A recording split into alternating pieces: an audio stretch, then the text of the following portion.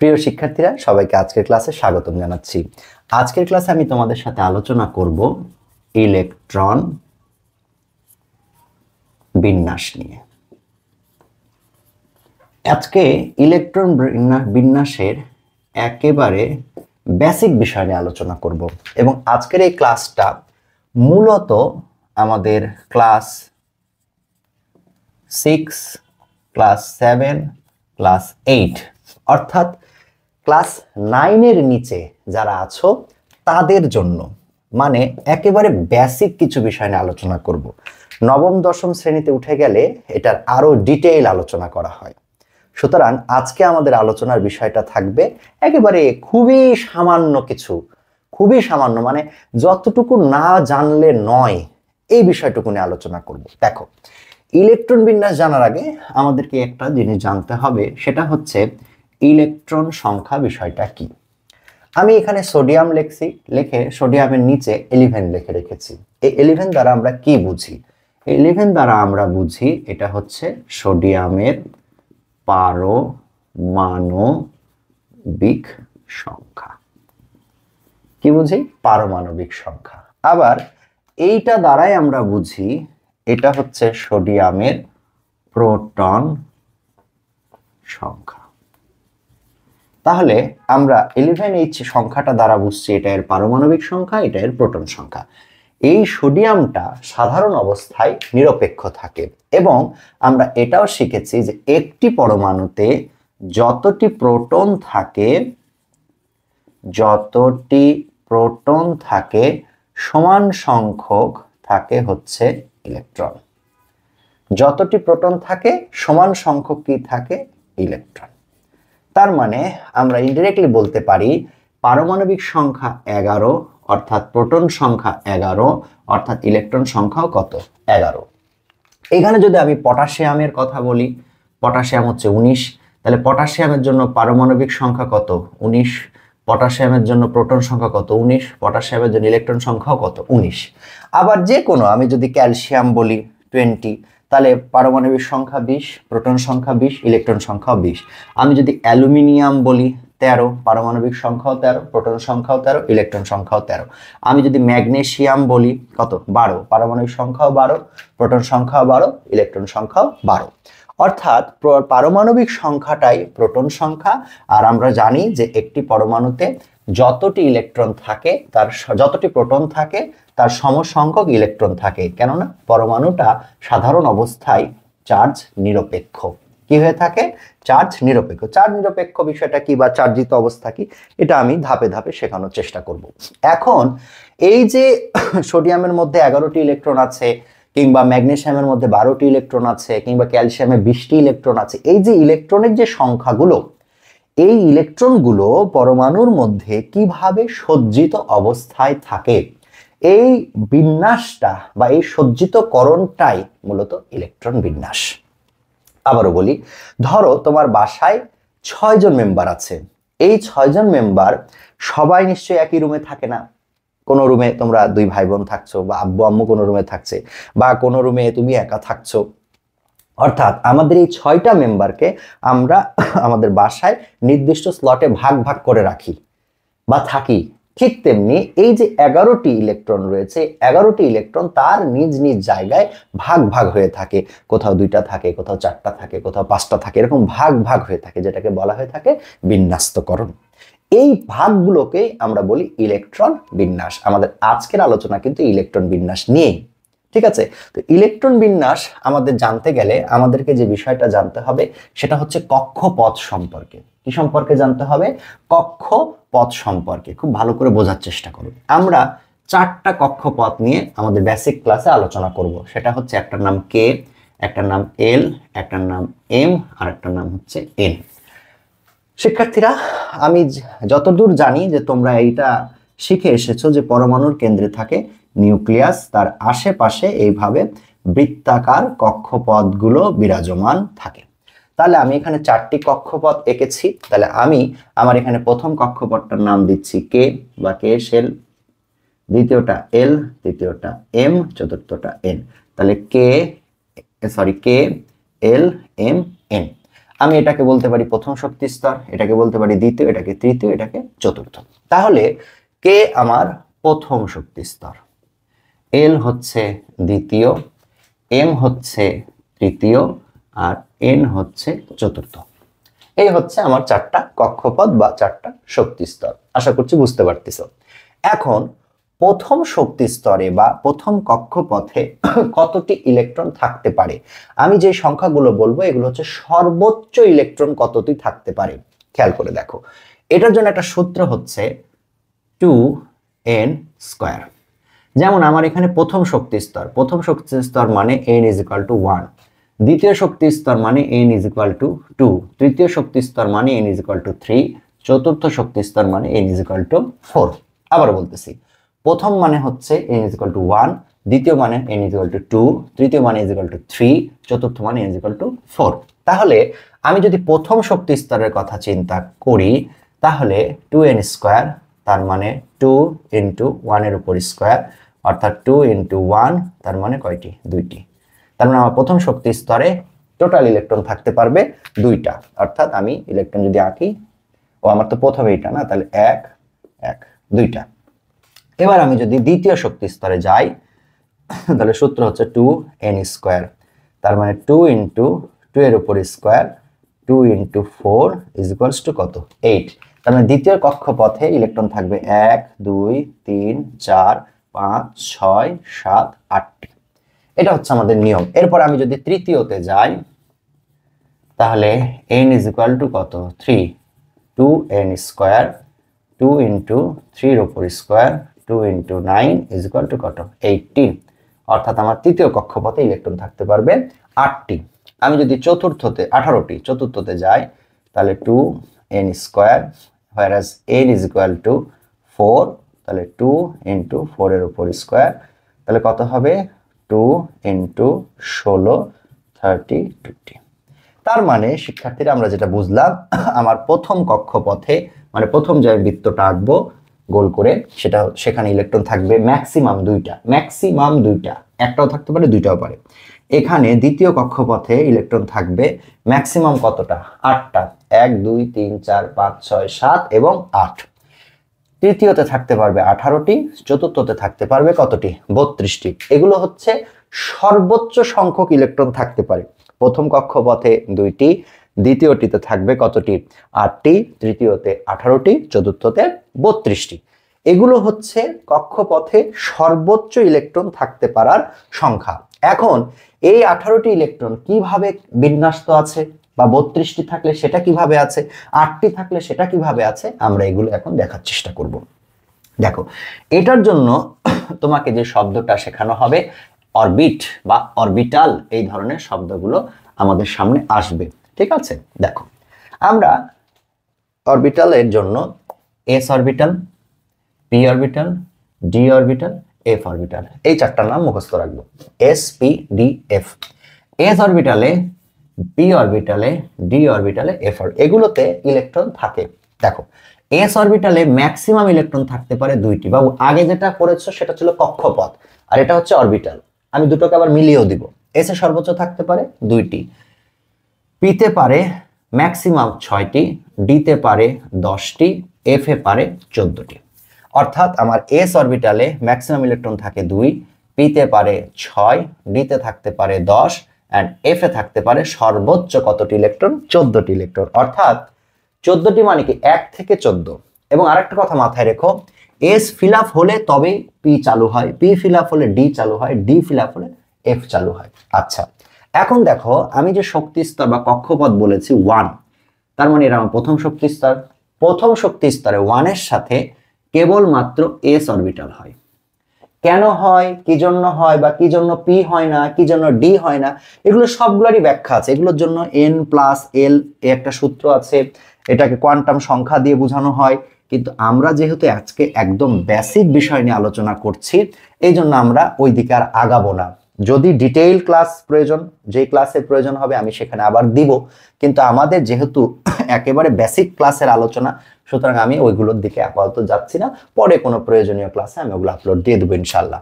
তাহলে 1 এর সাথে, প্রথম শক্তি স্তরের সাথে কেবলমাত্র s হয়, 2 এর সাথে এস হয় এবং পি হয়, 3 এর সাথে এস হয়, পি হয় এবং ডি হয়, 4 এর সাথে এস হয়, পি হয়, ডি হয় এবং এফ হয়। আমি যে এইখানে 1 2 3 4 যাই লিখছি না কেন, এগুলো দ্বারা আমি কি বোঝানোর চেষ্টা করছি? এগুলো দ্বারা আমি বোঝাচ্ছি এটা আমার প্রথম শক্তি স্তর। ওই যে আমি বলছিলাম প্রথম মানে কত, কে। এটা দ্বারা আমি বোঝানোর চেষ্টা করতেছি এল, এটা দ্বারা আমি বোঝানোর চেষ্টা করতেছি এম, এটা দ্বারা আমি বোঝানোর চেষ্টা করতেছি এন, কে এল এম এন।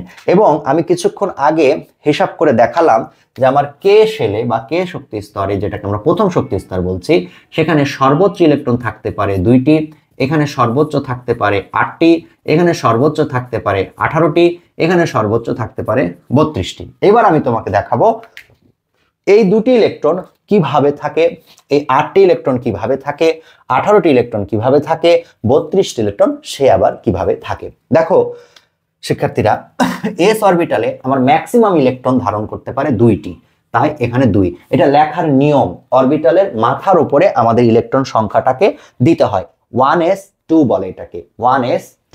তাহলে এই এসে যদি 2টা থাকতে পারে, এখানেও 2টা পারবে, এখানেও 2টা পারবে, এখানেও 2টা পারবে।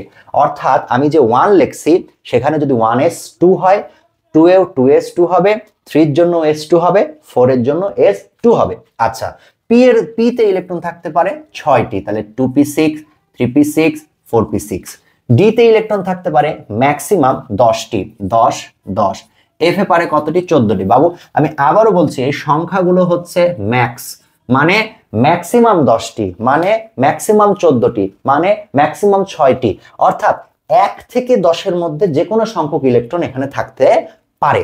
এইবার আসো, আমার যদি এখন হিসাব মিলানোর সময়, আমি প্রথম শক্তি স্তরে আমি প্রথম শক্তি স্তরে টোটাল কতটি ইলেকট্রনকে জায়গা দিতে পেরেছি?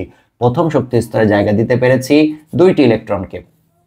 দ্বিতীয় কক্ষপথে আমার 2s2 2p6, আমি আবারও বলছি 2s2 2p6। তাহলে আমি টোটাল ইলেকট্রন কয়টা? এইখানে 6 আর এখানে 2, টোটাল ইলেকট্রন কতটি? 8টি। এইবার এখানে কাউন্ট করে দেখো তো, 2 6 আর 2 8 আর 10 কতটি? 12টি। এরপর এখানটায় দেখো তো কতটি হচ্ছে? 2 6 6 আর 2 8 আর 10 কত? 18 আর 14 কতটি? 32টি। এইবার শিক্ষার্থীরা একটু মিলানোর চেষ্টা করি। আমি যখন তোমাকে 2n² সূত্র দিয়ে শিখাইছিলাম তখন দেখো তো 2 8 18 32 এসেছিল কিনা? এসেছিল। এইবার আমি যখন তোমাকে এস পি ডি এফ দিয়ে শেখাচ্ছি সেখানেও দেখো 2 8, তারপর সরি এখানে তো ভুল করছি, 6 আর 2 8 আর 10 18, এইখানে কতটি হচ্ছে? 18টি। এক্সট্রিমলি সরি, আমি এখানে যোগ করতে যে হিসাবে ভুল করছি। তাহলে এখানে দেখো 2 8 18 এবং এই জায়গাটায় হবে কতটি? 32টি। 32টি। তাহলে আমার আমার এই পাশে যদি আমি 2n² হিসাব করে দেখি, 2n², সেক্ষেত্রে আমার কতটি হচ্ছে? 2টি 8টি 18টি 32টি। এই পোর্শনে আবার দেখো 2টি 8টি 18টি 32টি। তার মানে আমার 2n² দিয়ে আমি যে সংখ্যা দিয়ে হিসাব করেছিলাম সেখানেও আমার যেটা সংখ্যা এসেছে, অনুরূপভাবে আমি যখন এই পাশে এসপিডিএফ দিয়ে হিসাব করলাম সেখানেও আমার কিন্তু সেম ভাবে সংখ্যাটা মিলে গেছে। সুতরাং প্রিয় শিক্ষার্থীরা, অনেক জায়গায় অনেকভাবে আমাদেরকে মুখস্থ করানো হয় যে সংখ্যা মুখস্থ করো, ম্যাজিক নাম্বার বলে এগুলোকে কেউ কেউ, 2 8 18 32। আমি রিকোয়েস্ট করব, বিনীতভাবে অনুরোধ করব, এগুলো মুখস্থ করো না, এগুলো কোনোভাবেই মুখস্থ করো না, এগুলো শিখো। তুমি এখন পড়ো 6-এ 7-এ বা 8-এ, তোমার মধ্যে যদি এখনই মুখস্থ করতে যাওয়ার বদ অভ্যাসটা তৈরি হয়ে যায়, তুমি কিন্তু আর পরবর্তীতে এখান থেকে বেরিয়ে আসতে পারবা না। তুমি কি মুখস্থ করবা? এস অরবিটালে 2টা থাকে, পিতে 6টা থাকে, ডিতে 10টা থাকে, এফ এ 14টা থাকে, তুমি এই জিনিসগুলো মুখস্থ করতে পারো। কিন্তু তুমি যদি এখন এটা মুখস্থ করো যে সোডিয়ামে কিভাবে ইলেকট্রন থাকে, ক্লোরিনে কি করে থাকে, এত মুখস্থ করে কুল কিনারা পাবা না। আমি যে টেকনিকটা শেখাই দিচ্ছি আশা করছি তোমার অনেক উপকার হবে। এবার দেখো, তোমাকে আমি সামনের দিকে নিয়ে যাই। এখন যারা আমার ক্লাসটা ধৈর্য ধরে এতক্ষণ ধরে করলে তাদের মনে কিন্তু এখন একটা প্রশ্ন জেগে যেতেই পারে যে এই জিনিসগুলো তো স্যার শেখাচ্ছেন, ঠিক আছে, কিন্তু এগুলো আমার কি কাজে আসবে? আসো দেখাই কি কাজে আসবে। এই যে দেখো, আমার সোডিয়ামে ইলেকট্রন আছে 11টা। এখন এই 11টা ইলেকট্রনকে আমি সুন্দরভাবে বিন্যস্ত করব। তাহলে দেখো আমার প্রথম ইলেকট্রনটা 1-এ যাবে, 1 কভার হয়ে যাওয়ার পরে যাবে কোথায়? 2-তে, সেটা কভার হয়ে গেলে তারপরে যাবে 3-তে, সেটা কভার হয়ে গেলে তারপরে যাবে কোথায়? 4-এ, রাইট? আমরা কিন্তু কোনো অবস্থাতেই প্রথম ইলেকট্রনটা 3-তে দিতে পারবো না, বা প্রথম ইলেকট্রনটা 2-তে দিতে পারবো না, ভালো করে খেলো, বা 4-এ দিতে পারবো না। প্রথম ইলেকট্রন প্রথম কক্ষপথেই যাবে, প্রথম ইলেকট্রন প্রথম কক্ষপথেই যাবে, দ্বিতীয় ইলেকট্রন দ্বিতীয় কক্ষপথে, দ্বিতীয় ইলেকট্রনও প্রথম কক্ষপথে যাবে। এরপরে যদি প্রয়োজন হয় তখন সেটা তৃতীয়তে যাবে, দ্বিতীয়তে যাবে, চতুর্থ, অর্থাৎ প্রয়োজন সাপেক্ষে। আমি একটু দেখাই তাহলে তোমার জন্য বোঝাটা আরো সহজ হবে। ধরো সোডিয়াম, তাহলে প্রথম ইলেকট্রন যাবে কোথায়? 1s2, কারণ আমার টোটাল ইলেকট্রন হচ্ছে 11টা, এর মধ্যে আমি কেবলমাত্র 2টাকে জায়গা দিতে পেরেছি। খেয়াল করে দেখো, আমার টোটাল ইলেকট্রন হচ্ছে 11টা, এর মধ্যে আমি কেবলমাত্র 2টা ইলেকট্রনকে জায়গা দিলাম। আচ্ছা, তাহলে 2 শেষ। এরপরে আমার এখানে কি আর ইলেকট্রন ধারণ করার জায়গা আছে? কোনো অবস্থাতে নাই, কারণ প্রথম কক্ষপথে ম্যাক্সিমাম ইলেকট্রন ধরতে পারে 2টি। আমি তো 2টা বসাই ফেলছি। এইবার আমাকে যেতে হবে দ্বিতীয় কক্ষপথে, তাহলে কি করব? 2s2, তাহলে 2 আর 2 4, হয়নি, আরো লাগবে 2p6, তাহলে 6 2 8 আর 2 10।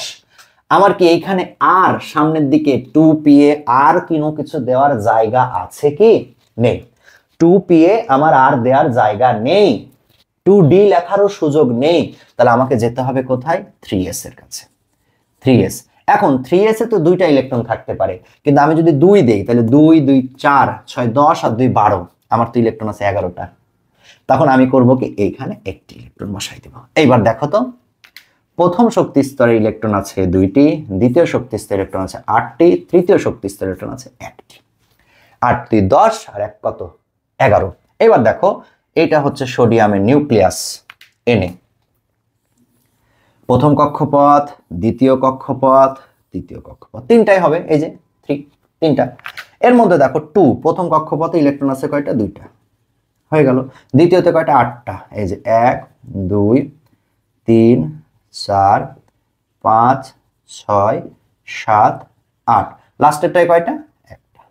এবার দেখো তো সুন্দরভাবে মিলে গেছে কিনা। এই ছবিগুলো আমাদের টেক্সট বইতে থাকে। প্রথম শক্তি স্তরে 2টা, দ্বিতীয় শক্তি স্তরে 8টা, তৃতীয় শক্তি স্তরে কয়টা? একটা। সিম্পল। এবার আসো, আমি তোমাকে আরো কিছু করে দেখাই, পাশাপাশি আর একটা সহজ নিয়ম বোঝানোর চেষ্টা করি। দেখো, আজকে ক্লাসে আমরা কেবলমাত্র 18 পর্যন্ত ইলেকট্রন বিন্যাস, 18 পারমাণবিক সংখ্যা অর্থাৎ আর্গন পর্যন্ত যারা, তাদের ইলেকট্রন বিন্যাস শেখানোর চেষ্টা করব। দেখো, 1s 2s 2p, 3s 3p 3d, তারপরে হচ্ছে 4s 4p 4d এবং 4f।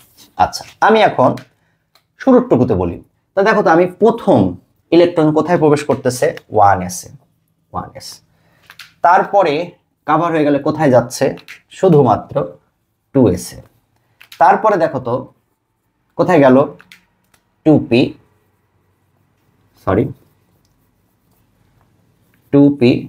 3s এ। তারপরে যদি দরকার হয় তখন যাবে 3p তে, 3p, তারপরে কোথায় যাবে? 4s এ। এখন তোমার মাথায় আসতে পারে, স্যার 3d হলো না কেন?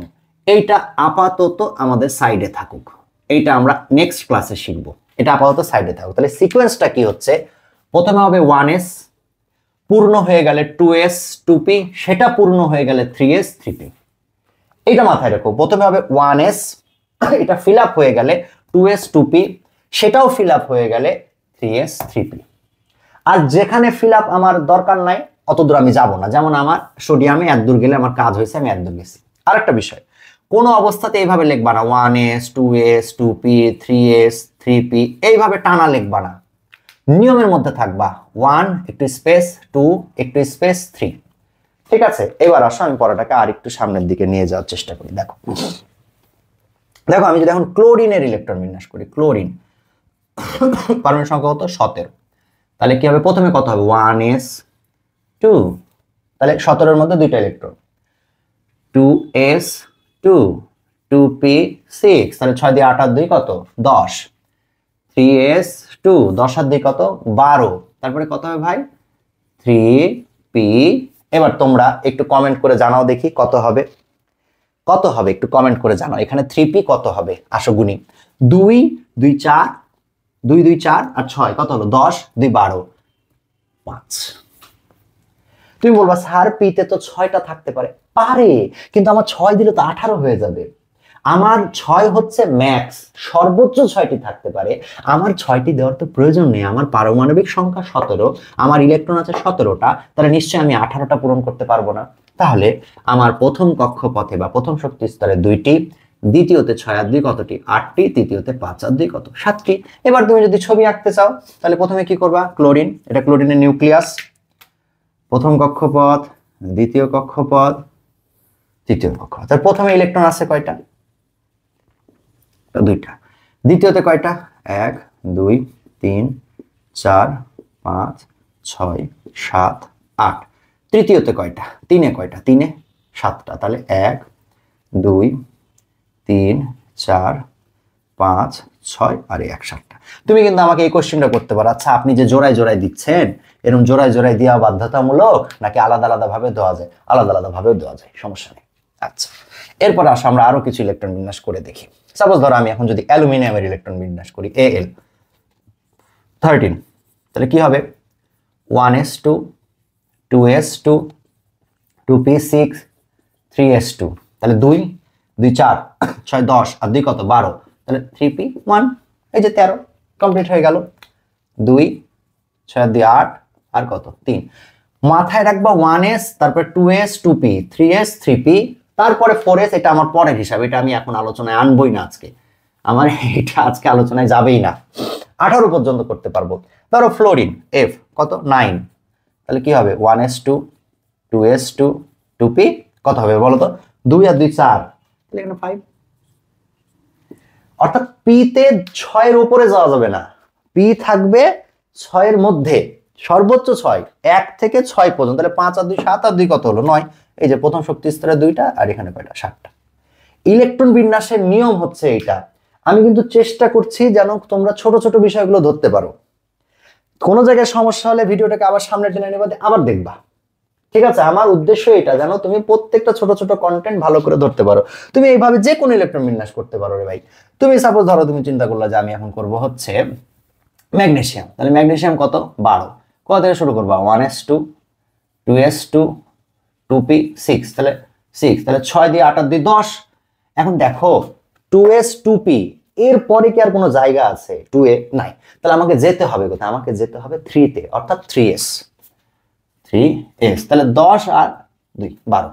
এই যে তাহলে প্রথমে শক্তি স্তরে 2, তারপরে কত 8, তারপরে 2, তার মানে কত হচ্ছে 12, 8 2 10 আর 2 12। আশা করছি ইলেকট্রন বিন্যাসের ক্লাসটা তোমরা বুঝতে পেরেছো।